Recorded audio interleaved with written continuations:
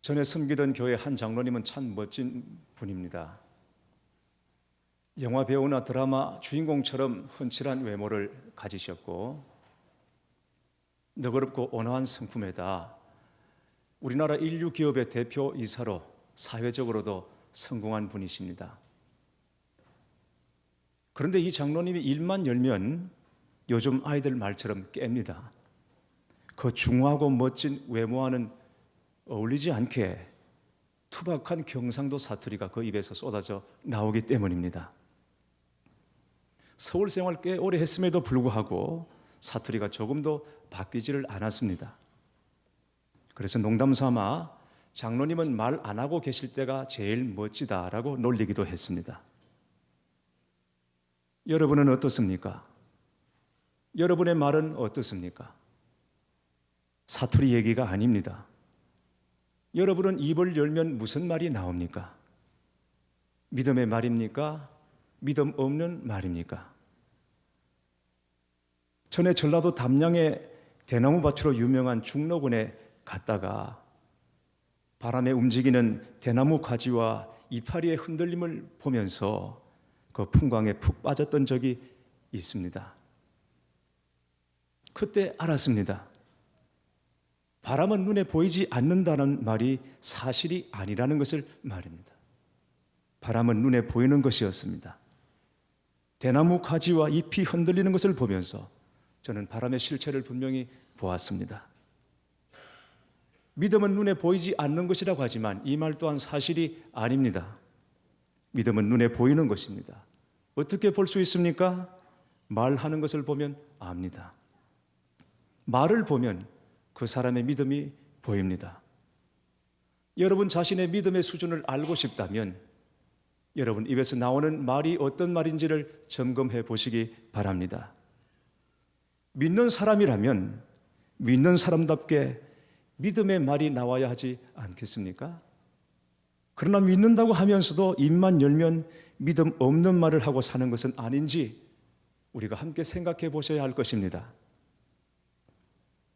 오늘 본문은 예수님 탄생에 앞서 예수님의 길을 예비할 자로 세례 요한이 먼저 태어날 것에 대한 예언의 말씀입니다. 요한의 부모 사가랴와 엘리사벳은 제사장 가문 출신으로 하나님 앞에서 의롭다고 인정받은 사람들입니다. 그러나 이들 부부에게 한 가지 아픔은 아이가 없었다는 것입니다. 사가랴는 제사장이었기 때문에 자신의 대를 이어 제사장이 될 아들을 간절히 원했습니다. 기도가 얼마나 간절했겠습니까? 그러나 오랫동안 그토록 기도를 해도 하나님은 묵묵부답이고 사가랴와 엘리사벳은 더 이상 아이에 대한 기대를 접어야 할 만큼 늙어버리고 말았습니다. 바로 그러한 때에 하나님의 말씀이 가브리엘 천사를 통해 사가랴에게 임합니다. 하나님께서 그들의 기도에 응답하셔서 엘리사벳이 잉태를 하고 아이를 낳게 되리라는 말씀이었습니다. 그리고는 요한이라고 태어날 아이의 이름까지 직접 지어주셨습니다. 여러분, 얼마나 놀랍고 기쁜 일입니까? 사가랴와 엘리사 평생에 이보다 더 기쁘고 좋은 일이 어디에 있겠습니까? 그럼에도 사가랴의 반응은 싸늘합니다. 18절 말씀을 보시겠습니다. 내가 이것을 어떻게 알리오? 자식이 없는 가정에 이제 자식이 태어날 것이다. 그리고 요한이라고 이름까지 직접 지어주셨음에도 불구하고 사가랴는 내가 이것을 어떻게 알리오? 라고 했습니다. 믿을 수 없다는 것입니다. 사사롭게 사람이 전해준 덕담 정도가 아닙니다. 하나님의 말씀입니다. 하나님께서 가브리엘 천사를 통해 분명한 약속의 말씀을 주셨음에도 불구하고 사가랴는 냉담합니다. 사가랴에 대한 하나님의 평가를 감안한다면 이러한 태도는 너무나 의외입니다. 오늘 본문 6절에 보시면 이 두 사람이 하나님 앞에 의인이니라고 했습니다. 사가랴와 엘리사벳이 의인이라는 얘기입니다. 교회 여러분, 성경에 의인이란 말이 나오면 그것은 통상 우리가 생각하는 것처럼 윤리적이거나 혹은 도덕적인 기준으로 하는 말이 아니라는 것을 아셔야 합니다. 윤리적으로 의인이다, 도덕적으로 의인이다, 이런 얘기가 아니라 성경에서 말하는 의인은 항상 하나님과의 관계에서 말하는 것입니다. 믿음과 관련된 말입니다. 그래서 로마서 5장 1절에 그러므로 우리가 믿음으로 의롭다 하심을 받았으니 라고 했습니다. 믿음으로 의롭다 하심을 받았으니, 그러니까 사가랴가 의인이라고 하는 것은 그가 하나님 앞에서 분명한 믿음을 가진 사람이다, 이런 말이 되는 것이죠. 그런데 그 믿음을 가진 사가랴가 하나님의 말씀을 듣고도 믿지 못하고 내가 이것을 어찌 알리요? 라고 했습니다. 그렇다면 기뻐 뛰어야 할 사가랴가 어떻게 이런 믿음 없는 태도를 보이는 것일까? 한마디로 믿어지지 않았기 때문입니다. 아무리 믿으려고 해도 믿어지지 않기 때문에 믿을 수가 없습니다. 우리가 다 믿음 하나로 그리스도인이 되었고 믿음 하나로 오늘 이 자리에 모여 있습니다. 그렇다면 우리 안에 늘 믿음이 살아있어서 그 믿음으로 살 수 있다면 얼마나 좋은 일이겠습니까? 그러나 그렇지가 않다는 것이죠. 마음먹은 대로 믿어지고 믿는 대로 행할 수 있다면 여러분은 얼마나 좋겠습니까? 그런데 그게 그렇지가 않더라는 것입니다. 마음먹은 대로 믿음이 생기지도 않을 뿐 아니라 또 믿는 대로 행하는 것, 그게 뜻대로 되지 않더라는 것이죠. 사가랴는 가브리엘 천사가 전해준 하나님의 말씀을 들었지만 그건 현실적으로 불가능한 일이었습니다. 이유가 무엇입니까? 나이가 너무 많았기 때문입니다. 사가랴 자신은 물론이거니와 아내 엘리사벳조차 나이가 많아서 더 이상 아기를 생산할 수 없는 처지가 되었습니다. 물리적으로 불가능한 일이죠. 그래서 믿을 수가 없었습니다. 그리고 또 하나 믿을 수 없는 이유는 믿고 싶지 않았기 때문입니다. 좀 이상한 말처럼 들릴지 모르겠지만 15절, 16절 말씀을 함께 보시죠. 이는 그가 주 앞에 큰 자가 되며 포도주나 독한 술을 마시지 아니하며 모태로부터 성령의 충만함을 받아 이스라엘 자손을 주 곧 그들의 하나님께로 많이 돌아오게 하겠습니다 했습니다. 무슨 말이냐면 태어날 아이 요한은 하나님 앞에서 구별된 나시린이 되어서 하나님께 크게 쓰임받게 될 것이다, 이런 얘기죠. 그리고 그를 통해서 많은 백성이 하나님께로 돌아오게 될 것이다 라는 얘기입니다. 너무나 귀한 말씀입니다. 다 좋습니다. 그를 통해서 많은 백성이 하나님께로 돌아오게 될 것이고 하나님 손에 붙잡혀 크게 쓰임받게 될 것이다, 이런 얘기를 들으니 얼마나 감사하고 귀한 일입니까? 그런데 17절 말씀이 사가랴의 마음에 걸립니다. 그가 또 엘리야의 심령과 능력으로 주 앞에 먼저 와서 아버지의 마음을 자식에게, 거스르는 자를 의인의 설기에 돌아오게 하고 주를 위하여 세운 백성을 준비하리라. 여러분, 이 말씀이 무슨 말씀인지 아시겠습니까? 구약의 선지자 엘리야와 요한을 같은 반열에 지금 두고 있습니다. 여러분 아시는 것처럼 엘리야 선지자는 구약 성경에서 가장 위대하고 능력 있는 주의 종이었습니다. 갈멜산의 장엄한 대결은 여러분이 익히 잘 아실 것입니다. 뿐만 아니라 그는 죽음을 보지 않고 산채로 하나님께 들림받은 사람이었습니다. 그러나 엘리야의 삶에는 그런 영광만 있었던 것은 결코 아닙니다. 엘리야는 이루 말할 수 없을 정도로 고난받았고 죽음의 위협을 수없이 겪었던 사람이었습니다. 바알, 아세라 선지자들은 물론이거니와 아합 왕과 왕비 이세벨이 엘리야 한 사람을 죽이지 못해 혈안이 되어 있었습니다. 엘리야가 오죽했으면 로뎀 시내가에서 그만 나를 거두어 달라고, 여기서 죽고 싶다고 말했겠습니까? 그 심정이 어떠했기에 이제 그만 내가 죽고 싶다라고 하나님 앞에서 거두어 달라고, 생명을 거두어 달라고 말을 했겠습니까? 그런데 요한이 엘리야처럼 살게 될 것이라고 말하는 것입니다. 오늘 말씀에 나와 있습니다. 주 앞에 먼저 와서 아버지의 마음을 자식에게 거스르는 자를 의인의 슬기로 돌아오게 하고 주를 위하여 세운 백성을 준비하리라. 세상에 아버지 마음 다 아는 자식이 어디 있습니까? 아버지 마음의 자식들은 늘 근심이고 걱정인 것이죠. 아버지의 마음 다 헤아리고 아는 자식이 아무도 없습니다. 거스르는 자들 돌아오게 하는 일이 말처럼 쉬운 일이겠습니까? 불순종의 자식들을 주의 백성으로 세우는 일은 아무나 하는 일입니까? 그런데 앞으로 자기 자식이 바로 이 일을 하게 될 것이라는 것입니다. 아버지의 마음을 알지 못하는 자식들을 주께로 이끌어야 하고 불순종의 자식들을 주께로 돌아오게 하는 일에 자기 자식이 쓰임받게 될 것이라고 하는데, 그것도 나이 많아 천신만고 끝에 얻은 이 요한이 그렇게 살게 되리라고 하는데, 사가랴의 마음이 여러분 어떻겠습니까? 사실은 우리라고 다르지 않습니다. 믿습니다, 믿습니다 라고 말하면 그 믿는 뒤에 따라올 믿음의 대가가 너무나 클 것 같아서 믿는다고 고백하기가 쉽지 않습니다.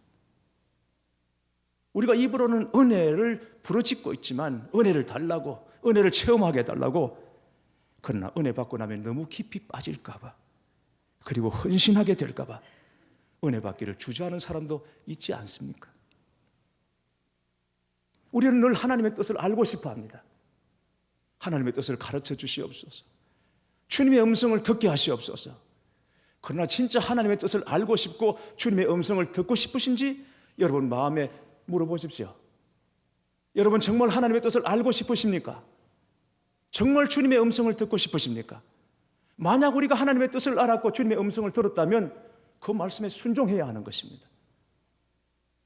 주님은 그냥 말씀하시는 법이 없습니다. 말씀하실 때는 그 말씀대로 살기를 원하시고 순종하기를 원하시기 때문에 주의 말씀을 주시는 것입니다. 그런데 우리는 주님의 뜻을 알고 싶어하고 주의 음성을 듣고 싶어한다고 말하죠. 그런데 실제로 그렇지가 않습니다. 듣고 순종하고 싶지 않은 마음이 우리에게 있기 때문인 것입니다. 열심히 기도해도 그저 일방적으로 내 얘기만 하지 하나님의 음성을 듣지 않습니다. 하나님께서 말씀하실 시간을 드리지 않는 것이죠. 사가랴는 도무지 믿을 수가 없었고 또 믿고 싶지 않았기에 하나님 앞에 믿을 수 있는 증거를 달라고 말했습니다. 그냥 주님의 뜻이 이루어지이다 하면 될 것을 분명히 하나님의 말씀을 듣고도 믿을 수 있느니 없느니 하면서 증거를 달라고 하는 것입니다. 그랬더니 하나님께서 사가랴에게 어떤 증거를 주셨습니까? 증거를 달라 했을 때 하나님께서 사가랴에게 증거를 주셨어요. 어떤 증거입니까? 사가랴의 입을 막아버리셨습니다. 아무 말도 못하게 하셨습니다. 그래서 사가랴는 하나님의 약속이 이루어지기까지, 요한이 태어나기까지 말을 못하는 채로 지내게 됩니다. 왜 하나님께서 사가랴에게 이 같은 일을 행하셨을까? 왜 그러셨을까요? 믿음이 아니면 말도 하지 말라는 것입니다. 말로 믿음을 쏟아버리지 않도록, 말로 하나님 앞에 불신의 죄를 범하지 않도록 하나님께서 그의 입을 막아버리셨습니다. 믿음으로 말하지 못할 바에야 차라리 말하지 않는 게 낫다라는 것입니다. 하나님은 다른 것은 몰라도 믿음의 문제에 있어서만은 굉장히 예민하십니다. 하나님은 누구나 믿을 수 있는 일을 믿으라고 말씀하시지 않습니다. 현실적으로 믿을 수 없는 일이라도 하나님의 말씀이면 믿으라는 것입니다. 성경에 기록된 말씀이면 지금도 그 말씀이 살아있음을 믿으라는 것입니다. 성경 가지고 옛날 얘기하자는 것이 아니라 이 말씀은 지금도 살아계신 하나님의 말씀이라는 것이죠. 이 말씀은 지금도 살아 역사한다는 것이죠.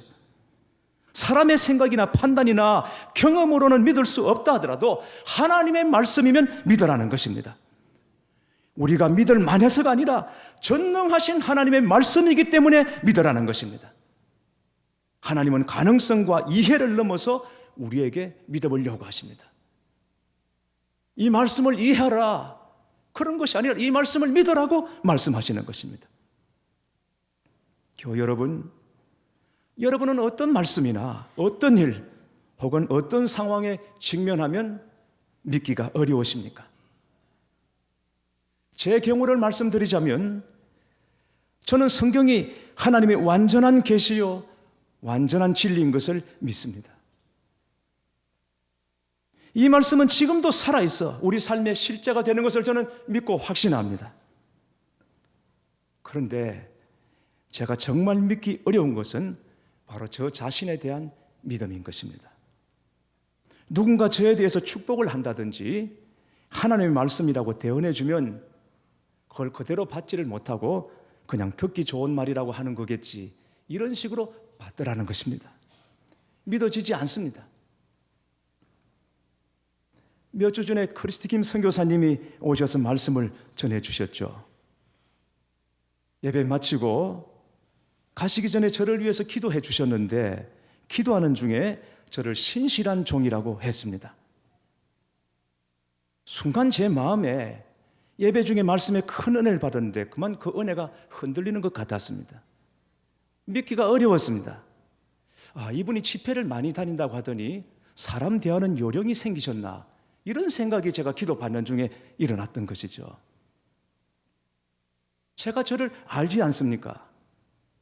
신실하다는 것은 정말 어불성설이고, 모르겠습니다. 가끔 그럴 때가 있을지 모르겠지만 그것은 어디까지나 바람일 뿐인 거죠. 여러분은 어떻게 생각하세요? 네, 지금 막 웃는 분들이 계신데 웃어도 좋습니다. 웃어도 됩니다. 그러나 비웃는 건 건강에 아주 해롭다는 것만 기억하시기 바랍니다. 그래, 여러분, 복음이 무엇입니까? 무엇이 복음입니까? 복음은 내가 나를 어떻게 생각하느냐 하는 것보다도 하나님께서 나를 어떻게 생각하시고 보시느냐, 이게 중요하다는 것입니다. 하나님께서는 내가 나를 보시는 것처럼 나를 보지 않으시고 하나님의 눈으로 나를 보신다라는 것입니다. 하나님이 어떻게 보십니까? 하나님은 지금 저와 여러분의 상태를 보시는 것이 아니라 저와 여러분을 지으시고 디자인하시고 계획하시고 만드셨을 때 그때 그 본래의 모습으로 언제나 우리를 봐주신다는 것입니다. 우리가 예수님을 믿고 영접했다는 것은 예수님의 영이신 성령이 우리 안에 와 계십니다. 예수님이 영으로 와 계십니다. 그래서 하나님께서 우리를 보실 때 우리의 상태를 보시는 것이 아니라 우리 안에 계신 예수님으로 저와 여러분을 봐주신다는 것입니다. 우리는 의롭지가 않습니다. 우리는 거룩한 나라가 아닙니다. 거룩한 백성이 아닙니다. 그런데 하나님께서는 나는 지난 한 주간 동안 네가 뭐 어떻게 살았는지 다 알고 있다, 이런 식으로 우리를 보시는 것이 아니라 우리 안에 계신 주님, 우리가 예수님을 영접하지 않았습니까? 그래서 성령님이 우리 안에 오셨습니다. 예수님의 영이십니다. 그 예수님으로 저와 여러분 한 사람 한 사람을 봐주시고 우리의 상태로 봐주시는 것이 아니라 맨 처음 저와 여러분을 창조하실 때 그 디자인하시고 계획하시고 만드신 그 본래의 모습으로 우리를 봐주신다는 거예요. 여러분, 이게 복음이요 은혜인 것이죠. 우리가 믿는다는 것은 그것을 믿는 것입니다. 하나님께서 의롭다 하시면 의롭다고 믿는 것입니다. 하나님께서 우리를 거룩하다고 하시면 거룩하다고 믿는 것입니다. 나는 전혀 거룩한 백성이 아니고 거룩한 나라가 아니지만 하나님께서 우리를 그렇게 인정해 주시면 거룩하다고 의롭다고 믿고 받아들이고 인정하는 것이죠. 이게 믿음인 것입니다. 이게 은혜요 복음인 줄 믿습니다. 그런데 여러분, 좀 이상하지 않습니까? 성경을 보면 어째 이런 일을 남자에게 먼저 말씀하시는가 하는 것이죠. 아이를 잉태하고 낳을 사람은 엘리사벳입니다. 아내입니다. 엄마인 것이죠. 그런데 어떻게 남편인 엘리사벳에게 먼저, 사가랴에게 먼저 오셔서 이 수태를 고지해 주시는 것일까요? 이삭이 태어날 때도 사라보다는 아브라함에게 먼저 오셔서 하나님께서 말씀해 주셨습니다. 예수님께서 태어나실 때도 물론 마리아에게 말씀하셨지만 요셉을 따로 불러 말씀하셨습니다. 왜 그러셨을까? 요즘은 산모가 먼저 압니다. 병원에 가서 임신 사실을 알고는 그때 남편에게 전화를 하든지 얘기하죠. 자기 나 3주래 이런 식으로 얘기를 하는 거죠. 여자가 먼저 알아요. 그런데 어째서 성경에는 남자에게 이 중요한 사실을 먼저 고지해 주시는가 말입니다. 왜 남자가 먼저 알게 하시는가? 여러분, 그게 이상하지 않습니까? 가정에서나 교회에서나 어디에서나 남자들의 사명은 믿음을 일으키고 그것을 전승할 책임이 있다는 것입니다. 사랑하는 남자 교회 여러분, 여러분 안에 먼저 믿음의 역사가 일어나고 믿음의 선포가 일어나게 되기를 주님의 이름으로 축복합니다. 한 선교사님이 아프리카 케냐로 파송을 받아 여객선을 타고 가던 중에 배가 난파되었습니다. 사고가 일어난 겁니다. 그러다가 정말 구사일생으로 살아남아서 혼자 무인도에 떨어졌습니다. 다른 일도 아닌 복음을 전하러 가는 길이었기 때문에 이 배의 안전을 지켜주시지 않는 하나님에 대해서 원망하는 마음이 일어났습니다. 그렇지 않겠습니까? 부르실 때는 언제고 이렇게 무인도로 떨어질 것은 또 뭐냐? 이런 식의 마음이 원망이 일어나는 거죠.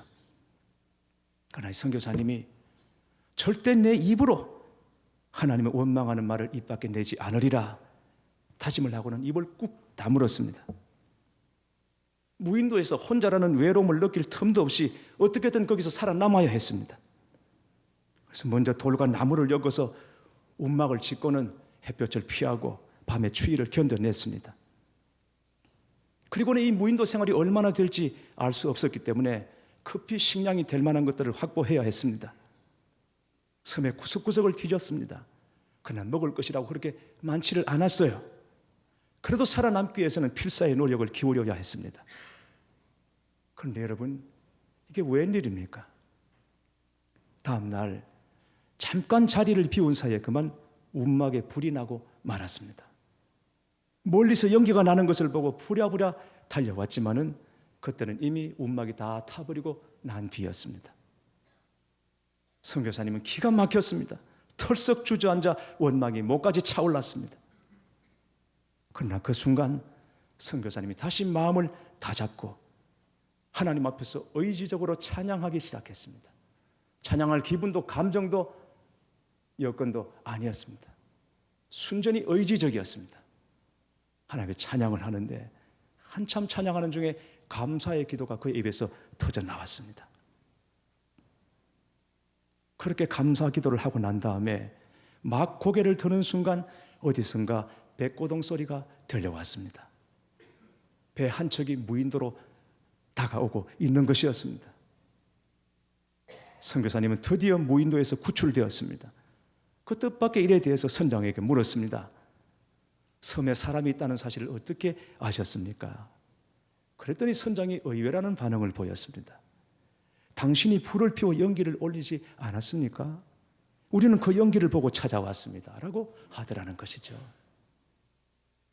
그렇게 해서 안전하게 파송지로 가서 사역을 시작할 수 있었다고 합니다. 그때 선교사님은 처음 일이 어긋나기 시작할 때부터 속에서 일어나는 원망, 불평, 이 분노를 막아주시고 자신의 입을 지켜주신, 입술을 지켜주신 하나님께 얼마나 감사했는지 모른다고 합니다. 그는 이 일을 통해서 무슨 일을 당하든지 하나님을 사랑하는 자, 곧 그의 뜻대로 부르심을 입은 자들에게는 모든 것이 합력하여 선을 이루신다는 하나님의 약속의 말씀을 다시 굳게 붙잡게 되었다는 것입니다. 사가랴는 하나님의 약속이 이루어지기까지 입을 다물고 살아야 했습니다. 말 대신 몸짓으로 의사를 표시해야 했습니다. 말을 하던 사람이 갑자기 말을 못하게 되었으니 얼마나 답답하겠습니까? 말할 수 없는 답답함. 그러나 그 시간 사랴에게 믿음이 일어나고 믿음이 회복되는 시간이었습니다.